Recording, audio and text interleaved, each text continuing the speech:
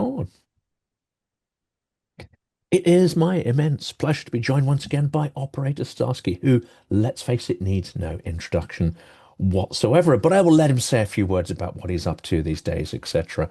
And we're going to talk about a number of things, not least the US, which seems to have gone from being an ally to an adversary to an ally to we're not really sure to actually firmly coming down on the side of autocrats, kleptocrats, oligarchs, and generally sort of evil forces of the world. And we're going to explore what needs to be done and what example Ukraine provides to Europe that now really needs to stop hitting the snooze button, wake up, and deal with its own defense and security. Operator Starsky, welcome.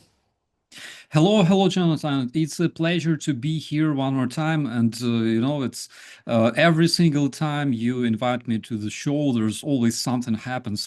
Some workers drill holes straight through the walls into my studio and things like that. We'll see what happens tonight. What's happening? Nothing's happened yet. Fingers crossed. So far, yeah. Well, before we go, and I need to update you on the marathon. Remember the sort of marathon live stream that we did, and we managed to get an entire 4x4 vehicle for Car for Ukraine. This is a bit of a plug for their winter campaign that we're part of. That vehicle was sent out to, I believe, the Zaporizhia area. It lasted a couple of weeks, and then it was absolutely burnt out, totaled by a drone. The good news is, and this is why we support Car for Ukraine, they reinforce the vehicles, they make sure the vehicles are sort of mechanically safe for those inside them, but they put steel plates in the key places. All three servicemen in that vehicle not only survived, but only had minor cuts and concussion. And as anyone, on the front will tell you, concussion is just a daily hazard anyway. So they escaped with their lives to obviously fight another day. And I think this is why it's absolutely crucial that we support Car for Ukraine. And I want to give a big plug there.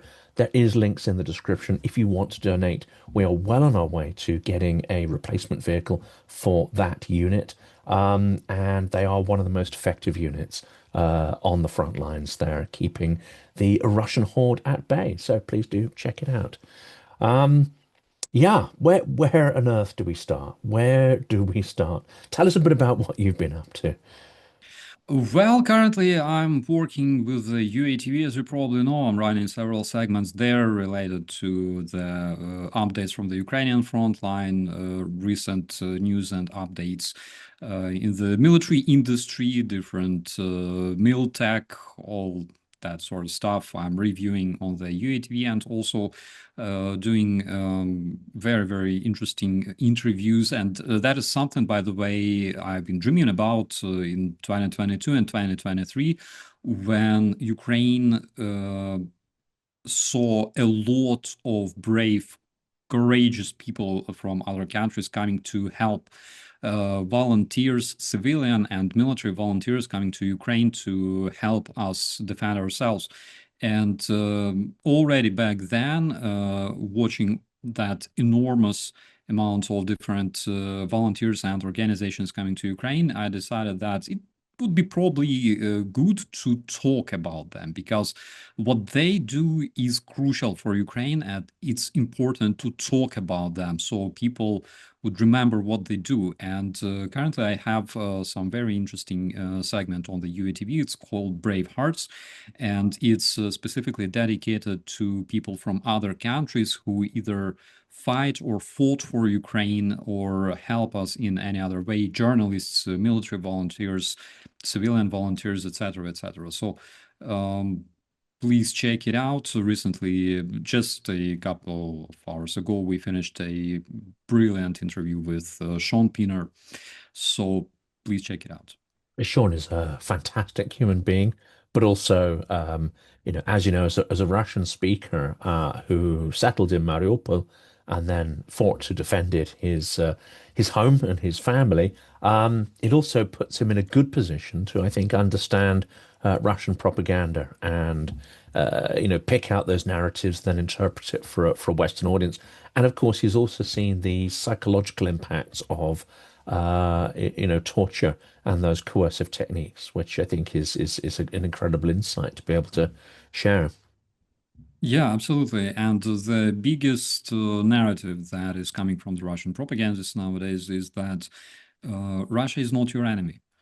And that is something, by the way, retransmitted by Orban, by Fico, and other supporters of the Russian terrorism. Some of them are paid, some of them are, of course, just useful idiots. But that is some of the biggest narratives that we can see right now.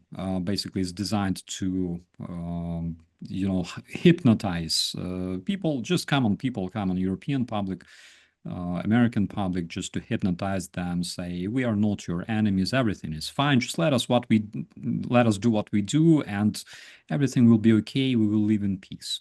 And at the same time, we can see Russia expanding its military bases along the border with the NATO countries, the Baltic countries, and stockpiling its long-range weaponry, not because it wants to defend itself, but because I believe already every security agency and intelligence agency in European Union already reported that before the end of this decade, we should expect something from the Russian terrorists. That's right. And this stockpiling is an interesting one because I have heard various estimates, impossible to know, but various estimates that suggest there could be thousands of long-range drones and even missiles stockpiled. Now, it could be that that is designed to use in Ukraine. It could be that that is designed to use in a European operation, which, of course, I'm accused of being alarmist. I'm accused of being all sorts of things, paranoid. I'm not sure there's not a level of paranoid that's too much when it comes to dealing with Russia, though. My experience tells me that, if you think this is the bottom of the barrel, they will always find ways to sort of scrape it deeper and deeper. That barrel has no bottom. Yeah, absolutely. But I don't blame you of being alarmist because year 2020 and 2021, when we saw a bunch of Russian conscripts and professional soldiers training on the Ukrainian border, conducting those massive military exercises, that's something that I was talking to Ukrainian public about, and I was sharing my experience in the anti-terrorist operations zone, joint forces zone, back in those years. And I was trying to maybe not prepare my viewers. It was a Ukrainian channel, it was a YouTube channel in Ukrainian language. I tried maybe not to prepare them, but at least give them some kind of basics, all right? Because it's very, very hard to train an infantryman using a YouTube channel. Like it's ridiculous, but at the same time, I try to provide them with at least some basics. You have no idea, seriously, how many times people called me an alarmist. They invited me to the Ukrainian television several times, basically, and people were calling me alarmist every single time. You are escalating. You are scaring the viewers. Don't Your scare the children. Yeah, absolutely. Your war is happening somewhere there, 700 kilometers away from Kyiv. Why are you spreading panics here? All right, like just shut up. But years passed, and sometimes I open my old Ukrainian channel, and I can find several commentaries from people who say, I've been watching your content back then. I couldn't believe that Russia would actually invade us, but I'm grateful for your advice. So nobody pays us to raise alarm, and it's not like we enjoy doing this, but we are doing this because it's important to raise awareness, and it's important to understand that Russia is a terrorist organization, just like Taliban or ISIS, only much worse, having much more funds, much more influence, and it's going to wage World War III against European countries, uh, possibly against the United States as well. And it's United States' biggest adversary. It always was, and it always will be until some of them disappear, either Russia or United States. I'm proud to say that this series of Ukrainian Advent interviews is supported by the Steel Porcupine, a unique and powerful film about a country that refuses to lie down, a people who turn themselves into a fortress of needles when Russian tanks rolled in. The Steel Porcupine is an unforgettable cinematic experience that exposes Russia's campaign of extermination in Ukraine and the Ukrainian people's spirit to resist and prevail. It follows soldiers, volunteers, and ordinary people who decided that survival meant resistance, not submission.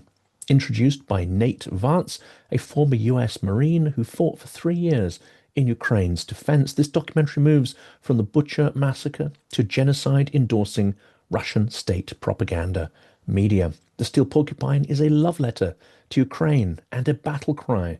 It is free to watch and has already had a great impact on policymakers as well as activists. There is, of course, a link in the description of this video and in the comments as well. You can get to the website where you can see both the trailer and the film for free. Created by the makers of the acclaimed To the Zero Line, this is another film about humanity that clearly states there is no such thing as neutrality when war crimes are being committed systematically by Russia and on a scale in Europe only comparable to World War II.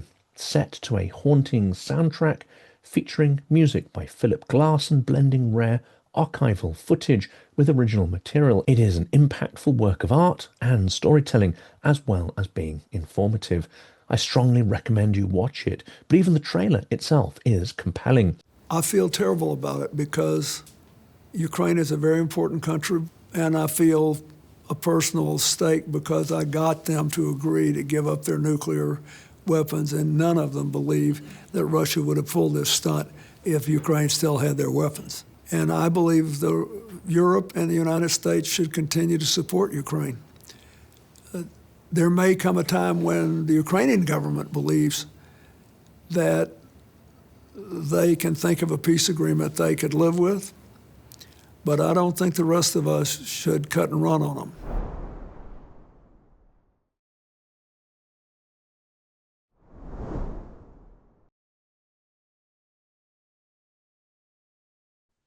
This is it. I think this is one of the things that is not understood. In fact, there are two things that if people understood it, they would be preparing more.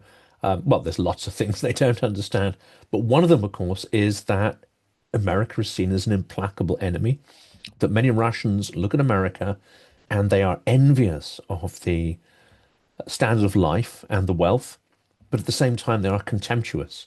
They believe that Americans are stupid. They believe that American culture is degenerate. And it's part of that small paranoid clique that runs the country, would like to see America erased. They never see them as an ally in the way that Trump talks about them. They are simply useful idiots being used to destroy themselves. The other one that doesn't get nearly enough coverage is that Russia helped to plan and begin World War II. Absolutely. Not a lot of people remember that, but Russia was actually one of the first and biggest Hitler's allies. Uh, Joseph Stalin was actually a big military ally before the beginning of the World War II, and during the very first year of the World War II. Russia absolutely helped Nazi Germans to rip Poland apart. And they even had that amazing mutual parade in the captured Brest-Litovsk. People can Google those photos. They're still online. Nobody's hiding them. But the problem is people start to forget what it means, what the fascist, what the Nazism really mean and why they are bad. Because we are talking a lot about never again. We were talking about never again for decades, and now we can see this happening again. And people start to forget about this, why it's bad to repress people of other nations, other races, why it's bad to repress people of other religions, why it's actually bad to build your policy in your country not around uniting different people or uniting different communities. uniting Muslims, Buddhists, atheists, and Christians, but on us versus them. These number of citizens against all other citizens. Why it's dangerous and why it's crucial not to make it happen again. Unfortunately, people start to forget this, and it's absolutely disastrous. And one of the things we did not have at the time uh, was Ukraine. There was almost no conception in the West that Ukraine could be an ally of the West against, let's say, Bolshevism. There was no conception that Ukraine um, really played that crucial role. It was the Soviet army, it was the Red Army, etc., etc. There was no understanding there of the price that was being paid by Ukraine, but also the ingenuity and the leadership, especially in the competence that it brought to the Red Army. Now we have Ukraine, and finally, historically, we have some inkling of those qualities of Ukrainians that make them utterly different from Russia, um, and mean that Ukrainians are aligned with the very best values. They have the aspiration to live in those values and improve them and extend them. And Russia, it's very, very black and white, looks to erase those values in Ukraine and now looks to erase those values throughout the Western world. It's a simple story, but we have Ukraine for the first time. Absolutely. And Ukraine to many, like, if you don't understand how to percept Ukraine, all right, Ukraine is like that exotic post-Soviet Eastern European country that is populated by good guys, all right? Guys that don't want to kill you, guys that gave up their nukes for you, and basically they want to be your best friends. So that is Ukraine, the way that you can imagine it. Everything else to the north and to the east from Ukraine is basically it's not worth going. I had the impression that the Belarusians would be the good guys. They're just unfortunately a little closer to Mordor, and there's little left of their ancestral history and language and culture. The erasure there committed by Moscow has been far more extensive and effective, and indeed they never had a portion. And someone might tell me I'm wrong here, but they never had a portion, let's say, under the Habsburg Empire, which was significantly more tolerant of indigenous cultures. It's as if Ukraine was able to be repopulated by a small portion of its population that didn't fall under, the Soviet rule for the first couple of decades. Is that am I spinning stories here, or is there something to that? I would say you're partially right, and the case of Belarus is the same as the case of Russia. There are good people, all right, but the fact is they don't live there. So there's tons of amazing Belarusian people, for example, those fighting in the regiment of Kostuy-Kalinovsky for Ukraine against the Russian invaders. There's a lot of amazing Russian people that again don't live in Russia. They either live somewhere in Thailand, like my bro sanctioned Ivan, or in Canada, like the Russian dude with the most blue-yellow channel on the whole YouTube, or they are actually fighting in the units of the armed forces of Ukraine, like the Russian Legion Freedom for Russia or Russian Voluntary Corps, Siberian Battalion. There's a lot of amazing people who don't live in Russia or Belarus for obvious reasons.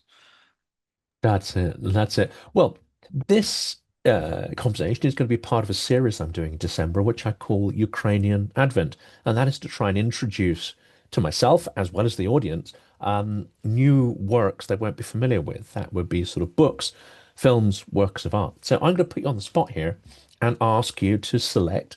It could be one of each category. It could just be, a few from one. What are the Ukrainian books, films, works of art that have most affected you, and which you think the world should know more about? Oh my God. Um, so first of all, there was an amazing movie about the MH17. actually. And this one is, I absolutely advise everyone to see, people who want to understand Ukraine before the full-scale invasion more. The period between the Russian hybrid invasion of Ukraine and the full-scale invasion of Ukraine. It's when part of Ukraine was occupied by the hybrid Russian troops. And basically, this movie that was produced in Ukraine, that was made and actually presented in Ukraine for the first time, I believe in 2023. This one is absolutely worth watching because it it it's very powerful. It's very strong, and not only emotionally, but in terms of the whole, I would say, atmosphere in that area. In Donbass, the people there, the locals, the Russian hybrid troops, the way they behave. So I would say that one is absolutely, absolutely worth watching. Fantastic. Well, send us over the link or the name, and we'll pop that in the description. And then at the end, towards the end of the month, we will collate everyone's choices together, and hopefully that will encourage people to, to look at other stuff. And can I press you on a book or Ukrainian literature or anything that you think could be of interest? Could be fiction or non-fiction. Um, I curse a lot when I read Ukrainian writers. Actually, some of them are good. Uh, Yuri Kidruk is very, very nice. He's writing a lot of very, very good fiction, and he's basically like Stephen King. All right, only Stephen King is pro in horror genre. Yuri Kidruk is very, very good in different techno thrillers, and he studies his works like before making a book. He studies the topic throughout. So he wrote a lot of great books, and that's some of the writers that I can advise. And another one is Max Krivtsov, call sign. I think his call sign was Dali. In my brigade, it was Dali. So Max Krivtsov was my close friend. He was a poet. We were approximately the same age, and we served in the same brigade, in the same company when it was only created. And after the beginning of the full-scale invasion, he joined the armed forces of Ukraine. And unfortunately, he died last year, but he managed to publish his book of poems, and his poems are actually, I laughed a lot when he was reading his poems somewhere, in the training camp in the tent, because like he wasn't big friend with rhymes, and his poems were like extremely, I considered them extremely naive and stuff, but now when I read them, I realize that they were actually enormously deep, as deep as his soul, and that if you want to learn more about this amazing man, you absolutely gotta check this one out. Fantastic. Well, that's great to follow up on. I remember the story about Maxim Krysov and extraordinary photos of him, and of course, a deep sense of loss from many in the community, especially the literary community. But no, thanks for mentioning those. That's fantastic. Let's turn to something darker at this point now. And the national security policy of the United States was released. You'll have, I'm sure, looked into the detail there. You can't escape it because of the sort of shock that it elicited, not just in our little YouTube bubble, but right across, the foreign policy community. However, how much of this is shocking if people have actually been paying attention to Trump? Because everything he's been saying, everything those around him, all the sort of evil henchmen that are behind him have been saying this stuff for a long time. It seems to me that the trick they've pulled was in between that kind of, you know, evil doomsday nonsense was to actually moderate it or hide it at certain points and convince us that actually, yeah, we're normal, really. Don't worry, we're not going to turn around and bite you. It's like some sort of crazed dog who rolls over and lets you stroke its belly. Well, I'm not gonna, I really have no desire to stroke Trump's belly, but you know what I mean. They seem to have been able to pull an extraordinary trick, which is to constantly lull us back to sleep, ready to do what they've done now, which is rip the masks off. What's your impression of what's going on here? Oh my God, are we going to talk about Trump again? Jesus Christ, it's this topic never changes since like January this year. Oh my God. Yeah, I will be ranting a lot. And when I first saw that amazing peace deal coming from Trump Pizdylovich himself, Peace deal. Yeah. yeah, Trump Pizdylovich. So I had an impression that it was literally dictated or even written completely by Russian nationals, and for some reason, I literally feel like the same, like subtle feeling of the same horror, all right, regarding their national security strategy. So. I just don't know.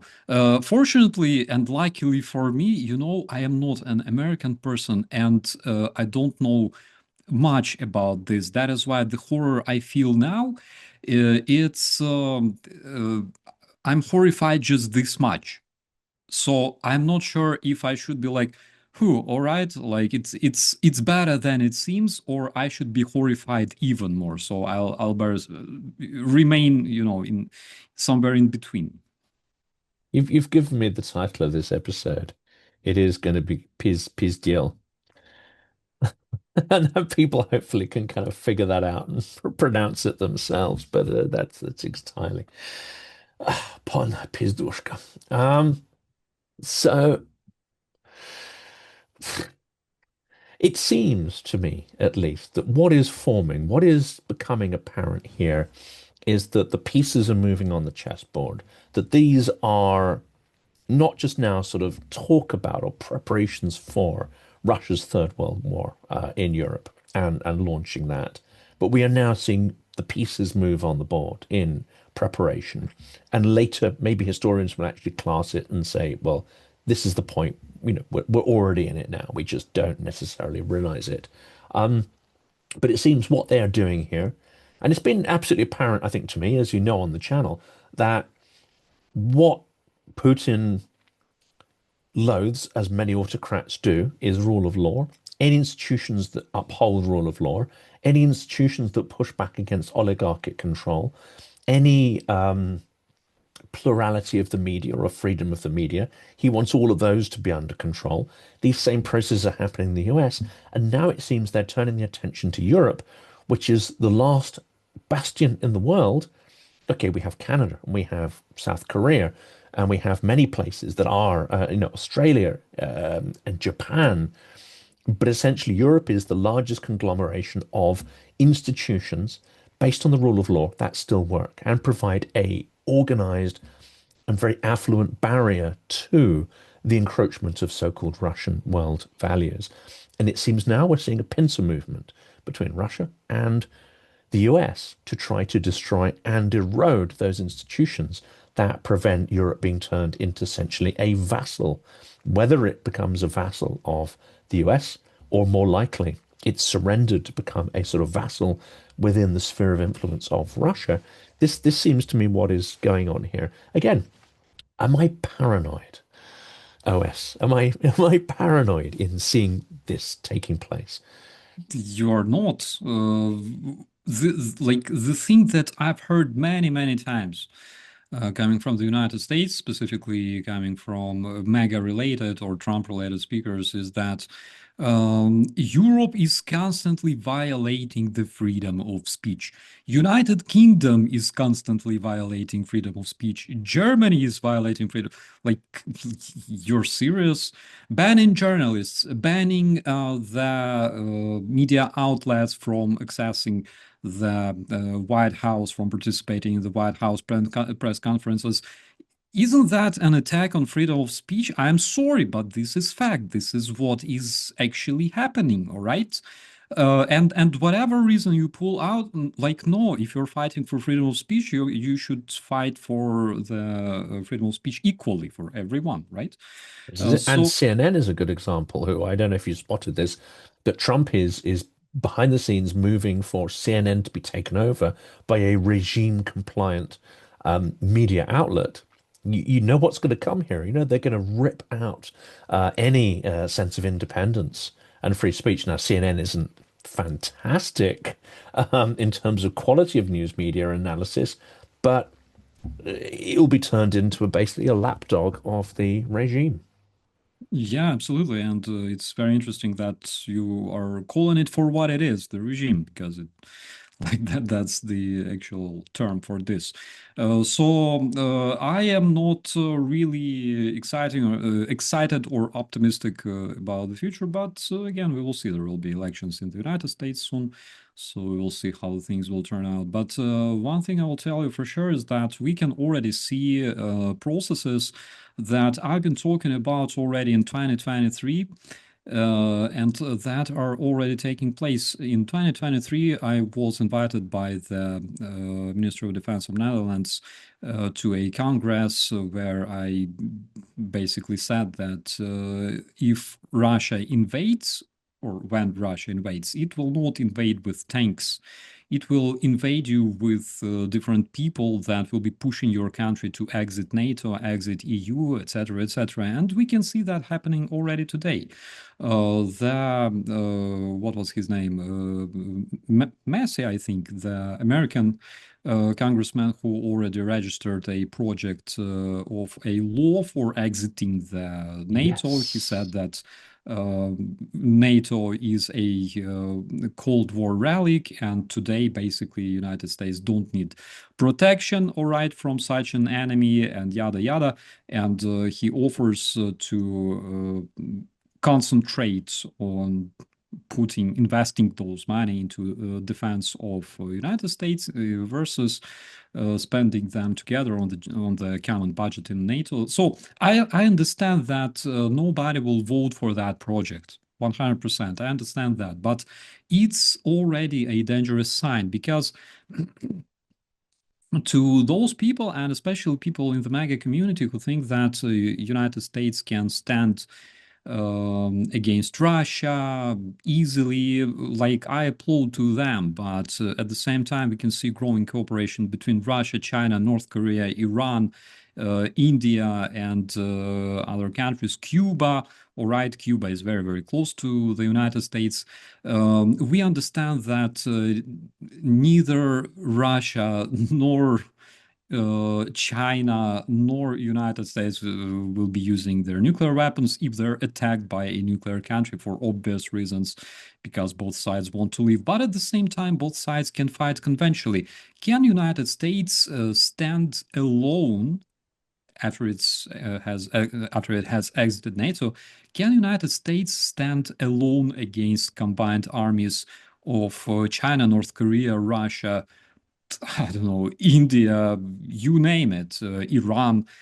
Can they defend themselves well? Can they be sure that this time the war also will take place outside of the American border, and they will not see those hundreds and thousands of long-range drones coming to the American land from all the directions?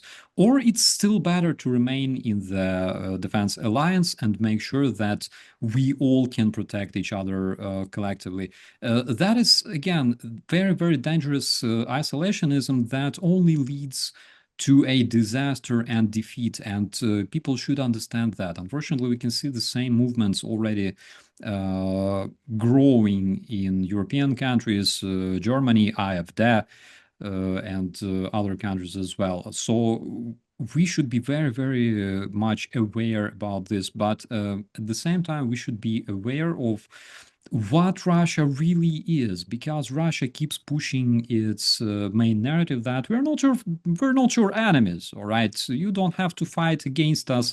Everything will be fine. You should only understand Russia, all right, and basically everything will be good. So that is something extremely dangerous. If NATO collapses, then basically we can expect the war against us, waged by the terrorist federation, in extremely short terms. And it's a very messed up situation. And I think one of the examples to give of this, and it's not going to be particularly popular with some people, and other people are going to say that we're tackling it from the wrong angle. But Netanyahu's come out. Now, in my view, he's an authoritarian. He's aligned with various authoritarian methodologies. He is someone who has used, I believe, the problems and the terrorist attacks in his country to avoid his own personal culpability for corruption. There's an echo there, obviously, with Trump using high office for enrichment and to protect yourself from corruption investigations. He's come out, though, and said that he regularly has calls with Putin. Now, we know that Israel competes with and is an adversary of Russia in certain respects. But in other respects, this is an interesting pattern. I think it's a microcosm in this world order that Trump naturally feels is how the world is governed and should be governed. And that is through strength, through threat, through coercion, through abuse, expropriation, criminality, informal power networks. And this dynamic means that essentially authoritarians are in alignment even when they're competing in certain arenas. And that competition can be extraordinarily intense and it can use proxies to attack each other's interests while still being aligned on a level that is greater, and all of them will see democracy and rule of law and institutions as a greater threat to them. And I think people are not really getting their heads around this new dynamic because they still think in very traditional left-right political fashion. If I was Netanyahu, I would not really call Putin because ask yourself, why is all Hamas and Hezbollah armed with Russian Kalashnikovs? All right, like question number one. Question number two is um, I would not be proud of calling Putin and calling him my friend like Trump does, because generally speaking, being friends with terrorists, Netanyahu is fighting against terrorists and calling other terrorists that supply his terrorists. That is absolutely It's incredibly messed up, isn't it? yeah, and at the same time, calling like Putin his friend, calling a terrorist, someone absolutely ridiculous and atrocious as Putin, his friends, especially in Trump's case, that is not something to be proud of. That's like calling, I don't know, Epstein his friend. Oh, wait a minute. Oh, hang on a second. Yeah. And that's another interesting revelation that a publication here called Byline Times that publish all sorts of stuff that the mainstream media won't. The allegation there, and it is very much on the level of allegation, and one of the reasons why the cover-up is kind of required, quite apart from Trump's own potential to feature in information, is that Epstein potentially had strong connections with Israeli and Russian intelligence services. So there's lots of weird stuff potentially going on there. Absolutely, but I see like looking at Epstein's background and what he did, I think that it's not surprising that he had connections, right? Because there were reasons for him to be potentially recruited, potentially. Yeah, the knowledge he had of wealthy people, of influential people, and Compromat, and we know that Compromat greases the wheels, especially of the Russian-aligned intelligence services. Going back to the Cold War, it's a major source of their leverage and power and ability to get information. Let's turn to Ukraine because the intensity, when you look at the charts of Trump coming in, and this isn't a question about Trump, but of course it relates to him, the intensity of aerial attacks, whether it's the KBs, the fab bombs, or the drones, missiles, etc., it is orders of magnitude greater under Trump than under Biden. Is this a factor of capacity, or is this more a factor of Trump's appeasement of Russia? So let's ask ourselves a question. What made Russia capable of producing those weapons in such numbers, all right? What made Russia capable of growing, of expanding the production of their drones and missiles since coincidentally Trump became a president? I don't believe in coincidences since the day I start believing in Santa Claus. I hope you don't believe in it as well. I'm very disappointed. No, my Oh my daughter, God. we I'm got I'm so ruined. sorry. Christmas is ruined. No, we got into a lot of trouble because and I don't really say much sort of personal stuff on the channel, but we got called in by this is a long time ago because she's quite old now, but we got called in by the headmistress of my daughter's school when she was four or five. And the headmistress was really angry because my daughter had come in to school and was busy telling everyone that Santa Claus was made up. But Yeah. yeah, we But, ruined but Christmas for a lot of people because, I don't want to lie to her and tell her there's, Well, she was also partially right because Santa Claus was a real historical figure. He was a person who actually existed, right? He's recorded in history. So basically, I can understand the headmaster of her school. yeah. Yeah, Well, my daughter was very logical. She was just explaining to the children that the laws of physics wouldn't allow one man to, deliver presents to everyone in the world, unless he's got a time machine. She was already watching a BBC series called Doctor Who, so she was getting quite interested in, time travel and stuff. But that's beside the point. yeah, absolutely. What was the topic? I know it was just around Christmas, and she was just telling people, no, it's physically impossible for that to happen. And a lot of children cried, apparently. There were a lot of tears and kids running out of the classroom, in floods of tears. The thing is, she was quite brutally honest about all sorts of stuff. I think she was 4 or 5, and I said to her, look, in a couple of years' time, we're going to be wealthy, and we're going to have a nice big house, and we're going to have this and that. It's all going to be wonderful. Um, and then she's 4, mind you, and she looked at her little toy watch, and she just looked at me, and she said, "The clock's ticking."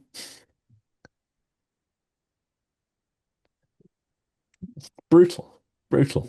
That's absolutely brutal, my friend. So, yeah, returning to our topic, the darker one, unfortunately, we can see something as pessimistic as growing Russian strikes, but at the same time, we can also see something as optimistic as symmetric Ukrainian response.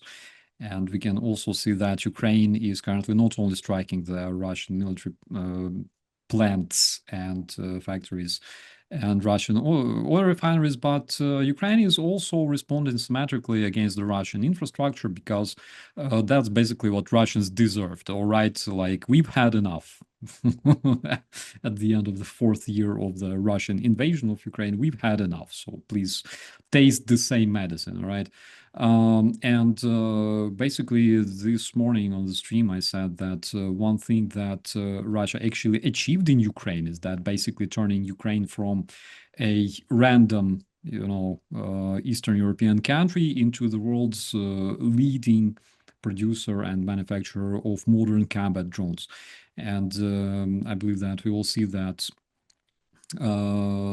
this production expanding and Ukrainian strikes growing. President Zelensky announced that he will present a new set of sanctions against the Russian shadow fleet. At the same time, we saw those amazing videos of Ukrainian naval drones attacking Russian shadow fleet tankers in the Black Sea. So I have some understanding of what sort of sanctions he's talking about. But they work one way or another. Those sanctions work, and of course, besides the fact that Russia is growing its capacity of striking Ukraine, growing its capacity of overloading Ukrainian air defenses and tricking Ukrainian air defenses and building drones that are reaching the targets, unfortunately. But at the same time, we can see the symmetrical response. And the more Russia is attacking Ukraine, the more Ukraine will be responding against Russia. We're talking about hundreds and thousands of drones that will be flying towards Russian cities, striking Russian objects. And the most important is that they will be striking what actually feeds the Russian war machine, not like, kindergartens like Russians enjoy doing in Ukraine, but actually more and more Russian military factories, which means that more Russian employees will lose their job and will not find the other one, all right? Because Russia is running on the military economy right now, on the wartime economy. And we will see more responses like that. So even though Russian attempts are terrifying, but Ukrainian symmetrical response is terrific. Mm-mm. I don't know if you saw they have those maps, the real-time ones, which show, drones. Usually it's coming one way, but yesterday's map was extraordinary because it showed literally hundreds of arrows, and some with ballistics as well, heading out from Ukraine into Russia. Now, I haven't seen too much reporting about the impact of that, but it was just a sort of extraordinary graphic. So the impact, there was a Russian uh, military factory, the factory that produces both fertilizer and explosives. It was hit. Also, a Russian heating and power station was hit. Voronezh lost a bunch of electricity and heating as well, and water happens. All right, if you attack a neighboring country. And also there was a bunch of successful attacks on the Russian oil rig in the Caspian Sea. That one was very interesting because we can see that the legendary security service of Ukraine, the SBU, can reach very, very far. And there's no way the Russian terrorists can hide anywhere, neither Russian terrorists nor their oil refineries. We know that from Spiderweb, of course, as well, where a DJ and his partner, a hairdresser, managed to destroy a third of Russia's strategic nuclear fleet, which is fantastic. And now the details are coming out about that operation. And it seems that that operation was almost blown multiple times when, the Russian drivers they'd recruited to drive the lorries turned up absolutely drunk and they had to delay the date of the operation. I'm surprised they didn't foresee that happening because that seems to me as a very predictable thing in such a plan. The other one was one of the drivers actually, the top came off the lorry and he saw all the drones in there. And they managed to convince him, don't worry, that's for wildlife monitoring. Oh, okay, yeah, no problem. Let's drive on. It just seems so, the whole thing seems so improbable, but also so extraordinary.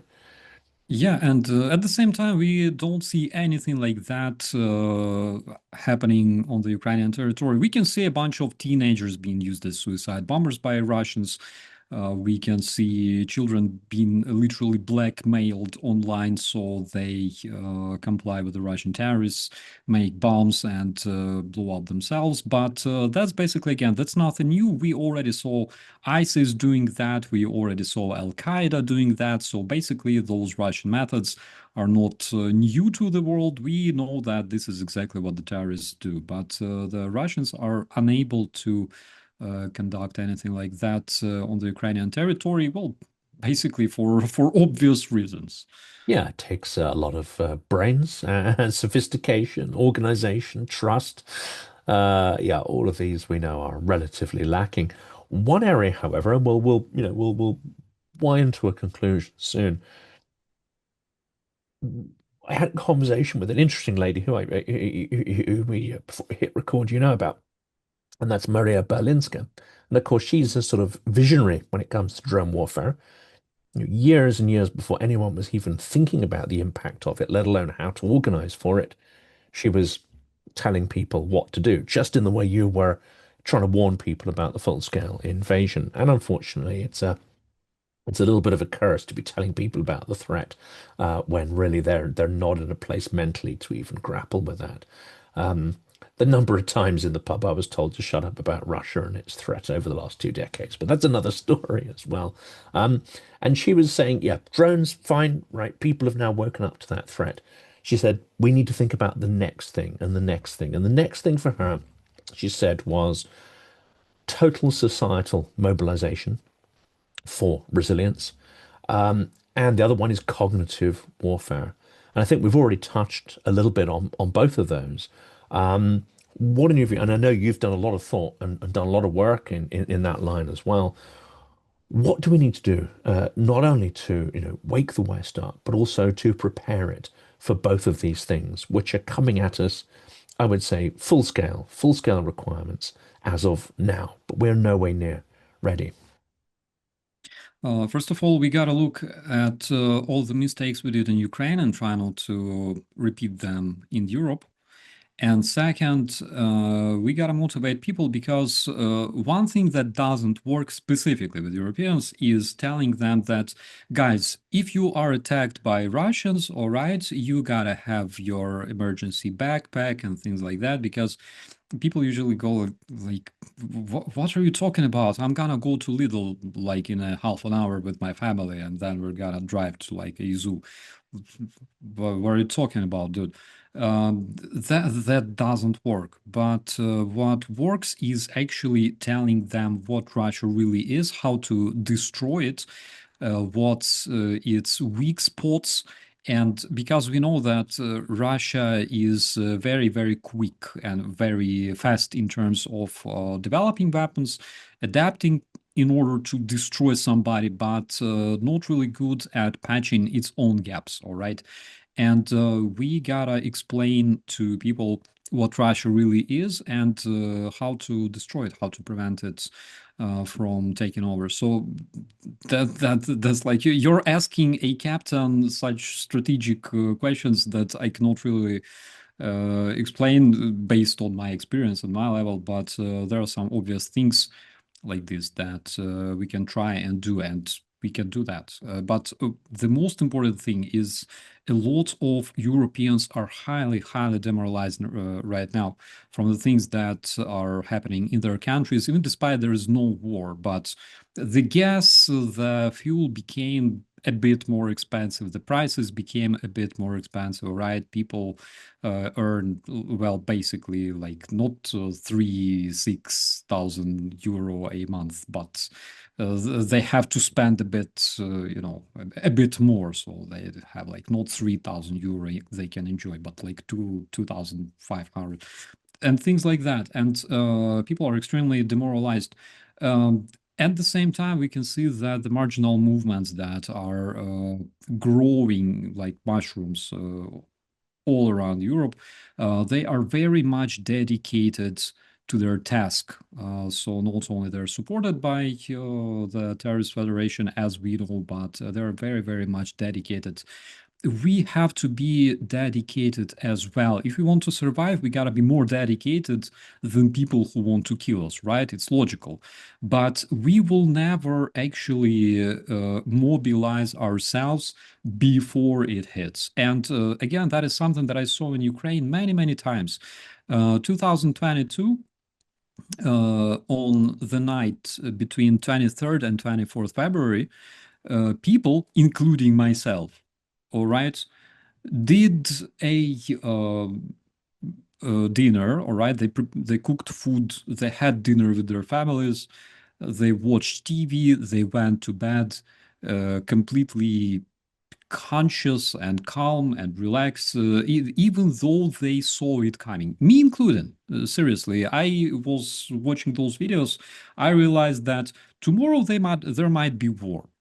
Okay, I gotta finish it in my eating my plov because it will get spoiled. So people will never get mobilized until it hits. And it's a natural thing, I believe, because it requires some specific skills to be prepared all the time, all right? Cops are prepared all the time, military prepared all the time. Most of the general population is not. But when it hits, in many cases, general population can demonstrate such miracles of resilience and union and solidarity, so you will be impressed yourself. That is why we can prepare just so much, but when it hits, we can only rely on the society that we are part of. This is it. It's like that film Don't Look Up. And I fear, it's not until we experience, let's say, the drone war and the impact of it in our own cities that finally, the penny will drop. And that's one of the tasks next year is trying to convince it. The last thing I want to say there is I didn't see this myself, but a friend came back from Chernihiv, I think it was. I may have got the region wrong, but I think it was Chernihiv, and she went to a school, secondary school, and saw how part of this total societal resilience is taking place. Because in the gym hall, you had a kids with a drone club, an electronics club, and they were basically, they were doing a drone obstacle course. They were trying to engineer the best things they could. They were also testing out EW to try and knock drones out and do little tests and competitions, gamifying stuff. That I find that not only inspiring, but I think that is going to be necessary in Europe, not just to develop those skills and those engineering skills and the sense of competition, but to also involve the entire population in the idea that defense is not something they can relegate to their government. As in Ukraine, we know it's civic society that has really formed the core of the resistance and the core of the most effective, some of the most effective regiments. Which are now charged with transforming the army. I mean, what's your view on that? And of course, you're in Germany. Do you see any of that happening, or is there an absolute need to start developing this stuff from the ground up? Um, so first of all, what I see is that the society in Germany is preparing very slowly. All right. Again, the services that are required to be prepared, they're preparing a bit more faster. We're talking about the Bundeswehr and police and military police, but society has its own problems, all right? Like again, like in any other country. But what we can do, I will tell you easily. Okay, Ukrainian fighting drone simulator. Just a second. It's called Ukrainian Fight Drone Simulator. A game designed by the Ukrainian developers, available on Steam since I believe yesterday. Buy it, fly it. The graphics are amazing and enjoy. And this is not just a game, it's a simulator. All right. You gotta try. Developers are Ukrainian. Most probably very soon on my channel I'll have some kind of review or interview with those guys. They not only provide this to the military guys, not only to the Ukrainian defenders, but now they also provide this game to the general population. So if you want to learn how to defend your home sometime in the future, and besides that have immense pleasure of eliminating pigs and degenerates on your screen, buy it and fly it. You will enjoy. I've just found it on Steam. Absolutely, there it is. 24.99 in the UK. Add to cart. Do you know what? I think I might give it a go, even though my practical skills, you might be surprised to hear, are not that great, which is why I'm going to enlist in the propaganda battalions when it all kicks off. I wouldn't be great, That's also a very, very good choice, because one way or another we gotta also fight Russians not only on the battlefield but also on the digital battlefield, in the informational space, and basically show our resilience there, because that's a very, very important front. Yes, absolutely. And I've had the sense the last couple of years that that's coming, and that moment will come, and then we, will need to step up as well. And I think most people Most people will. Certainly in this country, many people have their, family stories of relatives, whether it be fathers, grandfathers, great-grandfathers, who fought in various theatres of the Second World War. I think every family has those kind of stories, and they wouldn't want to, dishonor their ancestors. I hope that's my optimism coming through there.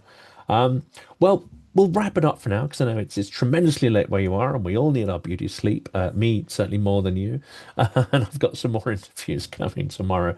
But just a heads up to the audience, this is the 900th episode, and that is exceptionally special. And I'm delighted that we got to spend it with you, one of the most special human beings on this planet. And there's no one I'd rather have, done the 900th episode with. So thank you. Oh my God, thank you so much. It's an enormous honor to me personally, and not only because I'm participating in this 900th episode with, again, one of my biggest friends and my most respectable YouTubers. All right, but also 9 is my lucky number. It's my birthday. Not today, generally, I mean 9th of July. Just keep it in mind. And congratulations, 900 videos. It's a great achievement. And I hope that we will celebrate 9,000, maybe Who 90,000. knows? Who Sometimes knows? we will see. As long as the Orc Empire has ceased to exist by then, but we will carry on doing this until that day arrives. So, well, thank you. Thank you for the support. Thank you for everything you do. And yeah, I look forward to the next time. And who knows, possibly the 1000th episode, we'll get together a crew of people in the space. And wherever that happens to be, we'll get in the studio and celebrate the 1000th episode and make it super special there. Sounds great. Sounds great. Be safe, and all of our viewers, don't forget to treat yourself with something tasty. Ukrainian people and the Ukrainian military have been underestimated for a period of several years now. And ultimately, I'm convinced from my reflections in observing from an intelligence standpoint that they will fight with their bare hands if they have to, if they don't have terms that are acceptable to an enduring peace. So this is a design for a 3D printed drone frame. The engines are mounted here. The drone motors are mounted here and here and here. What I can do is export these shapes into the slicer.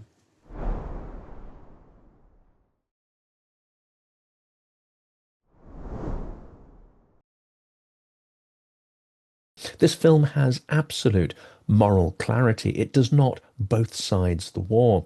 It does not use neutral language. This is a film that says clearly who invaded whom, who is killing whom, and who is standing on their own land, fighting back, showing why Ukrainians will bleed for every meter.